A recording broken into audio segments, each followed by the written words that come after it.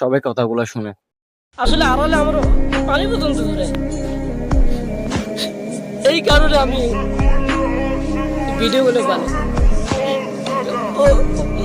অনেকে হাসাহাসি করে আমাকে অনেক ঠান্ডা করে।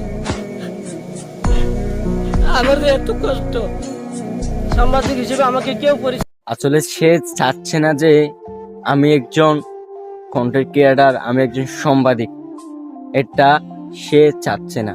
তবু তাকে সবাই অনেক খারাপ আচরণ করতেছে, সে সোশ্যাল মিডিয়াতে কান্না করতেছে। আসলে ভাই বিষয়টা আমার কাছে অনেক দুঃখিত মনে হচ্ছে। তো আমি